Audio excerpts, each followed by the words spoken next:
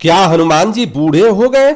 ऐसा आपने देखा होगा कि फेसबुक पर एक पोस्ट आता है और मैंने भी कई बार उसको देखा और उस पोस्ट में यह दिखाई देता है कि एक जीर्ण शीर्ण अवस्था में एक हनुमान जी के रूप में एक जीव जो रामायण या श्री रामचरितमानस का पाठ कर रहे हैं और लोग लिखते हैं इस बात को कि हनुमान जी को हरिद्वार में या यहाँ अयोध्या में हनुमान जी को ऐसा पढ़ते हुए एक फोटो लिया गया। आप इसको अधिक से अधिक शेयर करिए और उन सनातनी लोगों को मैं सतर्क करना चाहता हूं जो उनको शेयर करते हैं।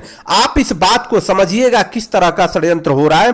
पूरी दुनिया में इस तरह का षड्यंत्र अलग अलग प्रकार से, बौद्धिक षड्यंत्र अलग है, ताकत का षड्यंत्र अलग है, आर्थिक षड्यंत्र अलग है। हर प्रकार से सनातन को नष्ट और कमजोर करने का प्रयास हो रहा है और इसकी सच्चाई जानने का आवश्यकता है।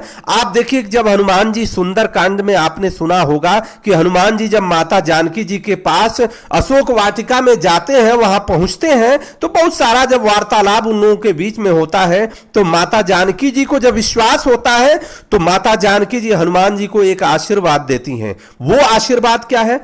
अजर अमर गुण निधि सुत हो, करहु बहुत रघुनायक सो।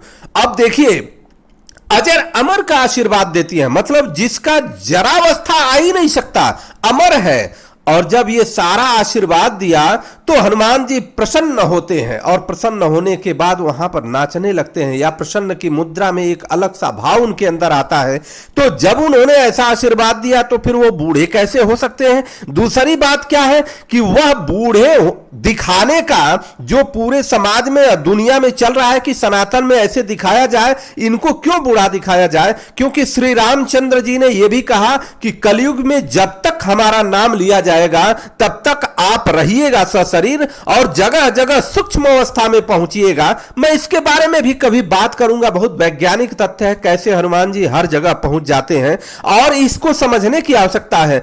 अब जैसे बूढ़ा दिखाना शुरू हुआ, ऐसा नहीं है कि किसी हमारे धार्मिक व्यक्ति ने दिखाया है, यह हमारे सनातन के विरुद्ध जो षड्यंत्र चल रहा है उन लोगों की देन है। बूढ़ा दिखाने का अर्थ यह है कि जब बूढ़ा दिखाएंगे ऐसे करते करते आएंगे, फिर धीरे धीरे वायरल करना शुरू कर देंगे कि हनुमान जी बीमार पड़ गए, फिर वायरल करना शुरू कर देंगे कि वैकुंठ धाम चले गए। अर्थात इस धरती से एक देवता, ऐसे देवता जिनको संकट मोचक कहा जाता है, उन संकट मोचन हनुमान जी को अब मिटाने का प्रयास है, जिससे एक आस्था पर एक तरह से आघात होगा।